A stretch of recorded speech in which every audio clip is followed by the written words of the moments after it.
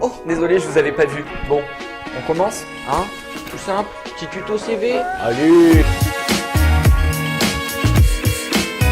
Premièrement, un CV, c'est l'acronyme de Curriculum Vitae.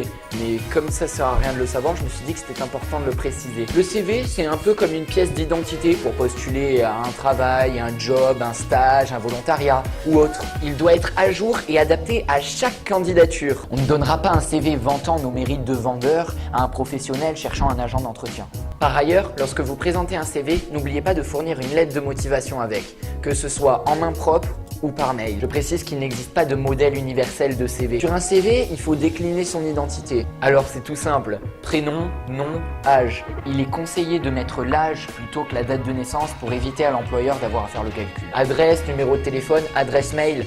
Adresse mail, attention, il faut qu'il soit professionnel. Évitez donc tous les Kevin le footeux ou Cindy Bébina. Préférez quelque chose de sobre, tel que nom.prénom, je ne sais quoi. Pour tous ceux qui se demandent s'il faut mettre une photo, sachez qu'elle est en réalité facultative. Néanmoins, si vous décidez d'en mettre une, il faut qu'elle soit sérieuse. Pas de duckface, de selfie, de photos de soirée et de filtre Snapchat.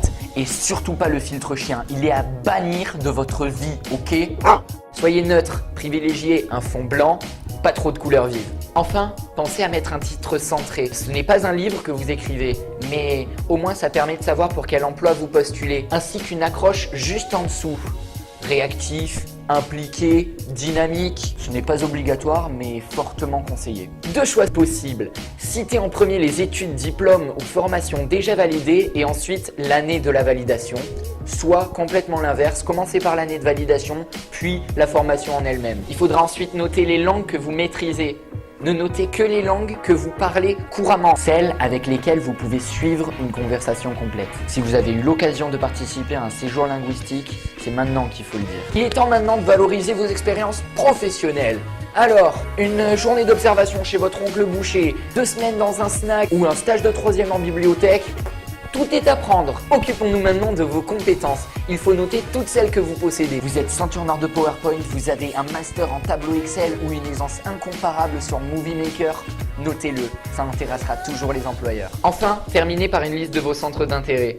Comédie musicale bollywoodienne, championnat de pétanque ou pêche en haute mer. Évitez les termes trop vagues ou trop génériques tels que cinéma, lecture, sport. Les employeurs les voient sur tous les CV, ils n'en peuvent plus. De plus, les anges de la télé-réalité, c'est pas tellement un centre d'intérêt.